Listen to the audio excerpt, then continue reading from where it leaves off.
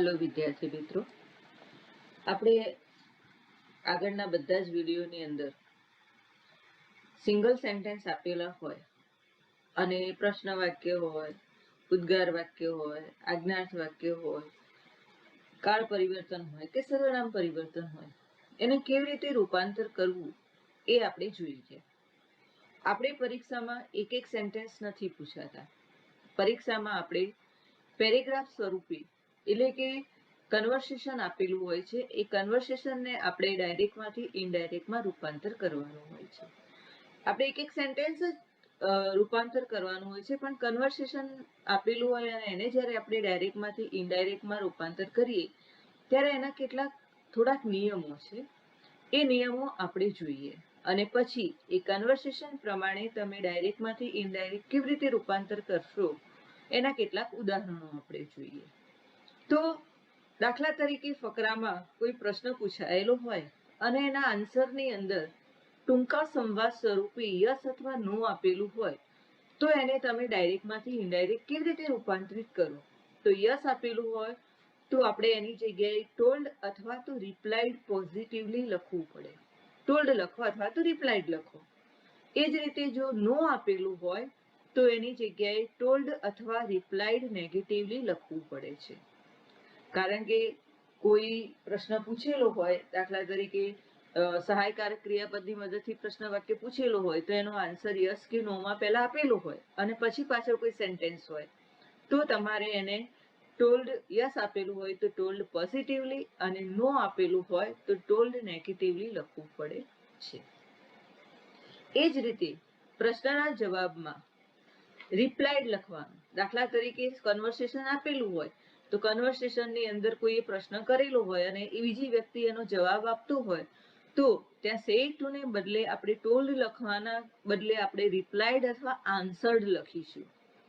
અને ફરીથી પાછો પ્રશ્ન પૂછાય અને ફરીથી જવાબ આપવાનો થતો હોય, એટલે કે એક જ કન્વર્સેશનની અંદર ફરીથી પ્રશ્ન આવે તો અગેઇન આસ્ક્ડ પૂછાય છે. આપણે સામાન્ય રીતે વ્યક્તિ જ્યારે પ્રશ્ન પૂછે ત્યારે આપણે આસ્ક્ડ લખીએ છીએ, આપણે નિયમ પ્રમાણે જોઈ ગયા. પણ ફરીથી પ્રશ્ન પૂછે ત્યારે અગેઇન આસ્ક્ડ અથવા તો ઇન્ક્વાયર્ડ લખવું અને એ બીજી વ્યક્તિ ફરીથી પાછા એ પ્રશ્નનો જવાબ આપે તો અગેઇન રિપ્લાઇડ. એટલે કે પ્રશ્ન એક જ કન્વર્સેશનની અંદર પ્રશ્ન રિપીટ થતા, રિપીટ મીન્સ કે બીજી વાર પ્રશ્ન વાક્ય અંદર આવતું હોય તો આપણે અગેઇન આસ્ક્ડ એવા શબ્દનો ઉપયોગ કરીશું અને ફરીથી એ વ્યક્તિ જવાબ બીજી વ્યક્તિ આપતી હોય તો અગેઇન રિપ્લાઇડ આપણે ઉપયોગ કરીશું. એટલે કે જો રિપીટેશન થતું હોય તો અગેઇન શબ્દનો આપણે ઉપયોગ કરવો એ વધારે યોગ્ય લાગશે. આગળ જોઈએ તો ઘણીવાર કોઈ એક જ શબ્દની અંદર પ્રશ્નવાચક શબ્દ હોય અથવા તો જવાબ હોય છે. જેમ કે વાય, હાઉ, વેન. કોઈ પ્રશ્ન પૂછ્યો હોય અથવા તો કોઈ કંઈ કર્યું હોય તો સીધું એક જ શબ્દ હોય કે વાય. દાખલા તરીકે મોના સેઝ વાય. તો એમાં શું કરવું? તો આ રીતના કોઈ પ્રશ્ન કે જવાબ હોય તો એનું જે આગળનું સેન્ટેન્સ હોય, આગળનું જે કન્વર્સેશન હોય એ કન્વર્સેશનના અનુરૂપ તમારે એ વાક્યને, જો પ્રશ્ન વાક્ય હોય તો આખા વાક્યની અંદર એનો જવાબ તમારે લખવાનો આવે છે અથવા તો પ્રશ્ન વાક્ય લખવાનું આવે છે. આપણે પ્રશ્ન વાક્ય લખવાનું થતો જ નથી કારણ કે પ્રશ્ન વાક્યને આપણે વિધાન વાક્યમાં ફેરવીએ છીએ. એટલે કે એ શબ્દનું જે આગળનું વાક્ય આપેલું હોય એની અનુસંધાનમાં આપણે વિધાન વાક્ય બનાવીને એ વિધાન વાક્યના નિયમ મુજબ એમાં ફેરફાર કરવાનો હોય છે. ઘણીવાર એવું પણ થતું હોય કે એક વ્યક્તિના કન્વર્સેશનમાં બે વાક્યો હોય. એક વાક્ય આપેલું હોય, ફૂલ સ્ટોપ હોય અને પછી બીજું વાક્ય હોય. ત્યારે શું કરવું? તો એવું જ્યારે આપેલું હોય ત્યારે પહેલા સેન્ટેન્સને આપણે નિયમ અનુસાર ડાયરેક્ટમાંથી ઇનડાયરેક્ટ કરીને પછી જ્યારે બીજું વાક્ય હોય એને એન્ડ એડેડ ધેટ કરીને એ વાક્યને જોડી દેવાનું હોય છે. ઘણીવાર કન્વર્સેશનની અંદર સર અને મેડમ જેવા માનવાચક શબ્દો આપેલા હોય છે. તો શું કરવાનું?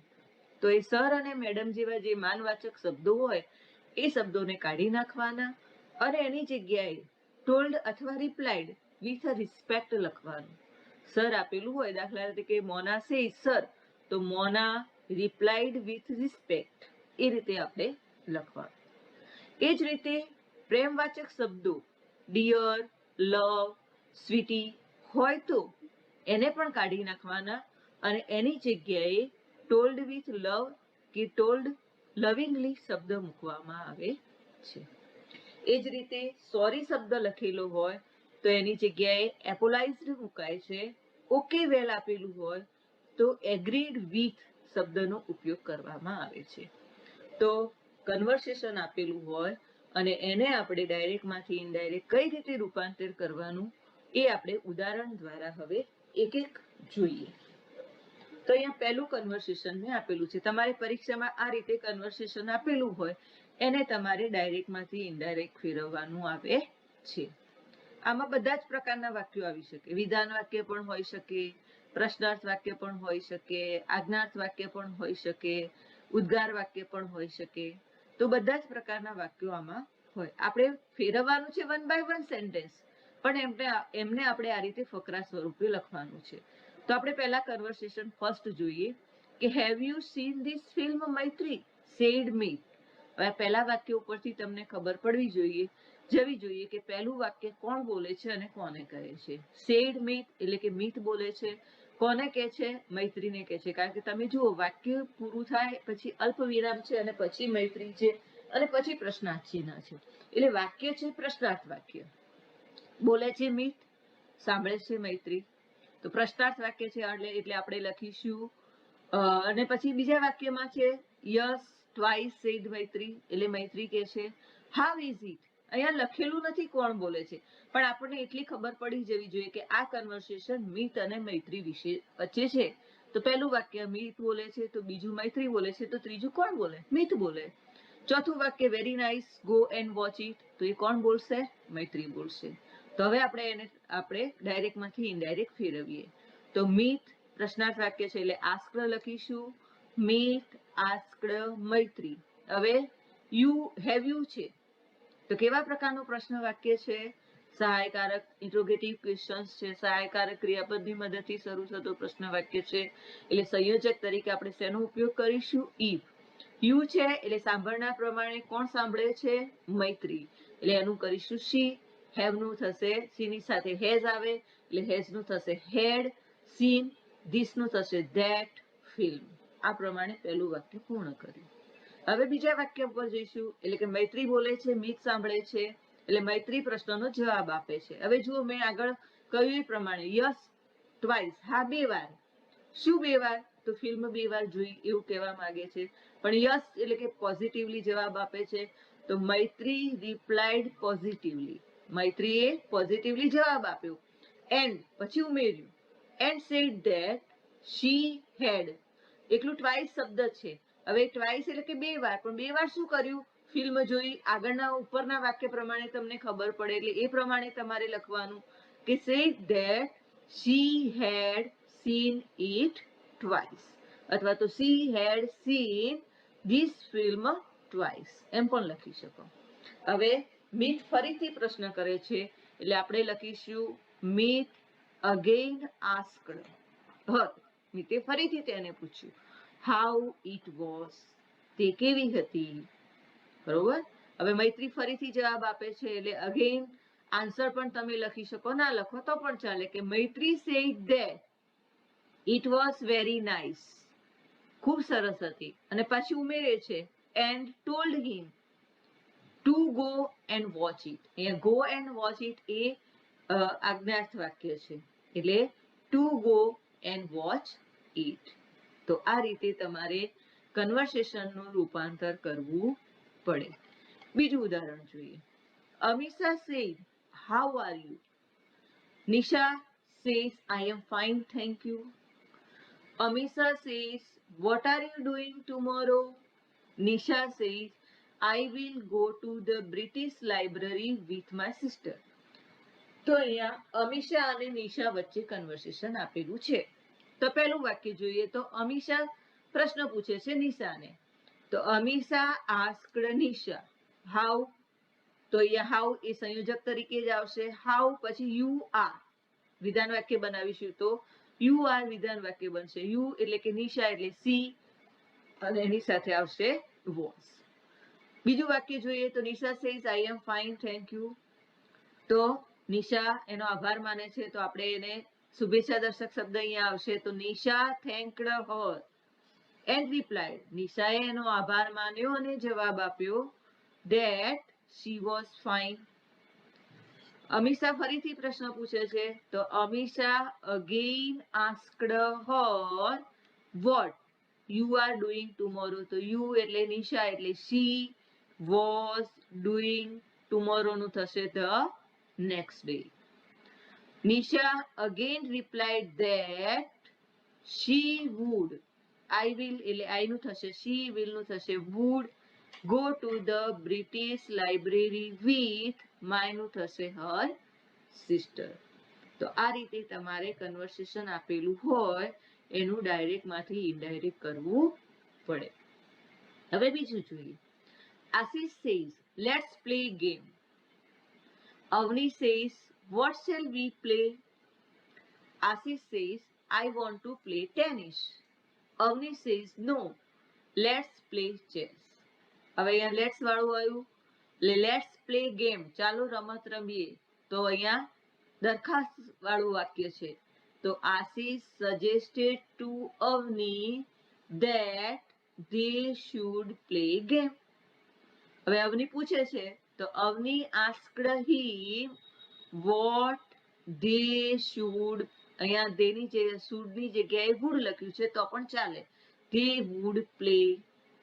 તો આશિષ replied that, અહીંયા આશિષ replied અવની that લખો તો પણ ચાલે અને ના લખો તો પણ ચાલે.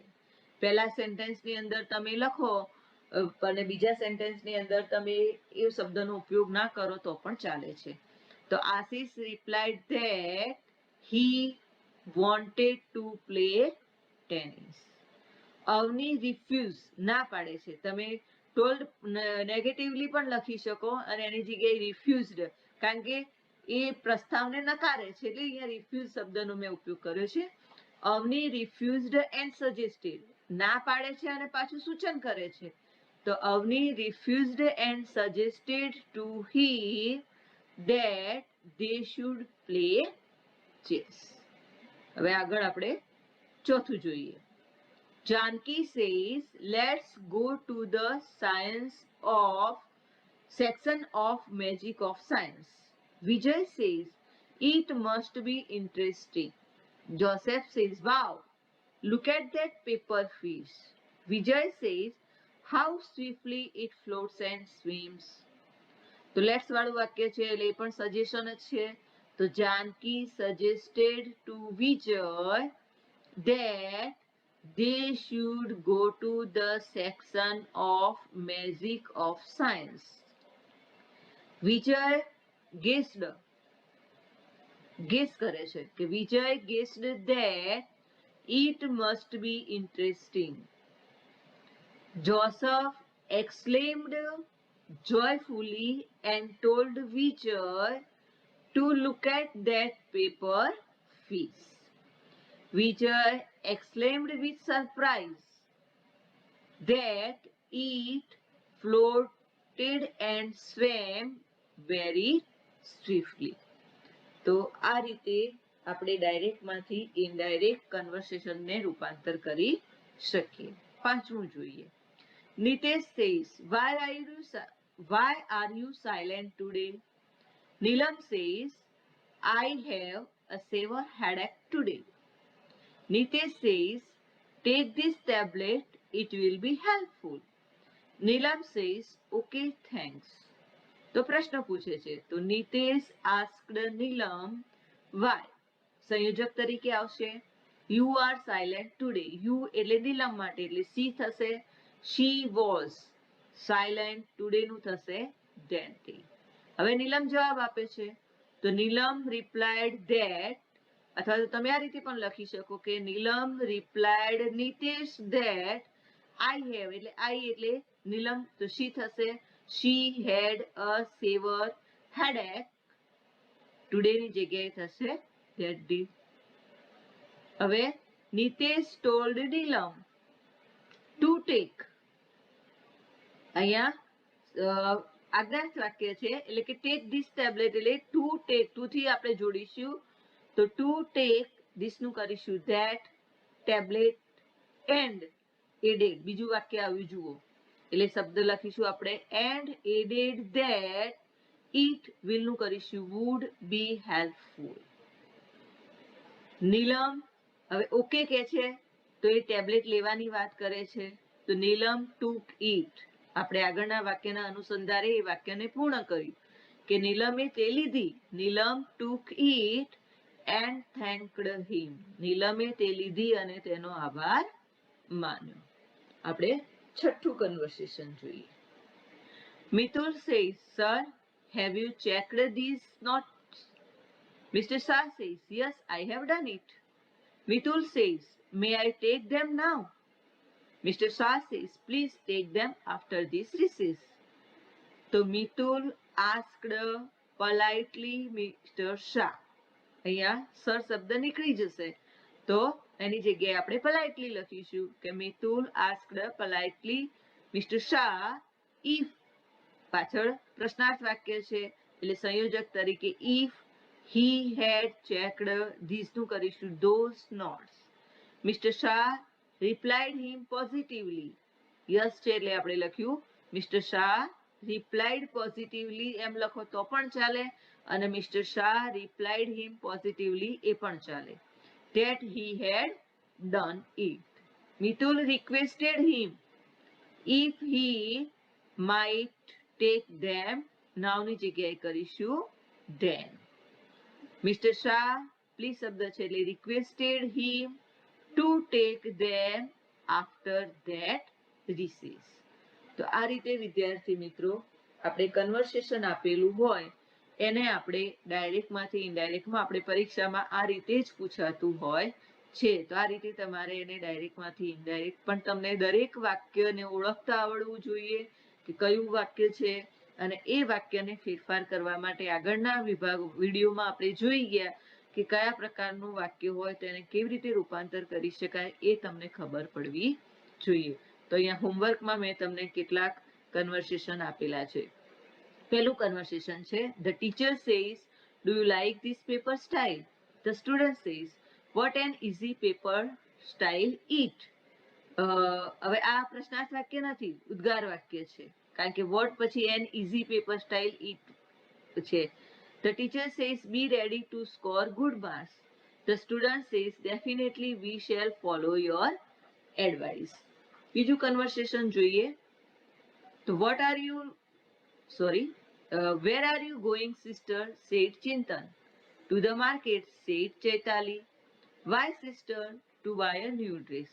તો આ શોર્ટ સેન્ટેન્સ છે એને કેવી રીતે લખવાના તો આગળના વાક્યોના અનુસંધાનમાં તમારે લખવાના કે આનું તમારે બનાવવું હોય તો આ રીતે બને કે ચિંતન asked his sister ચૈતાલી અથવા તો ચિંતન asked Chaitali where she was going.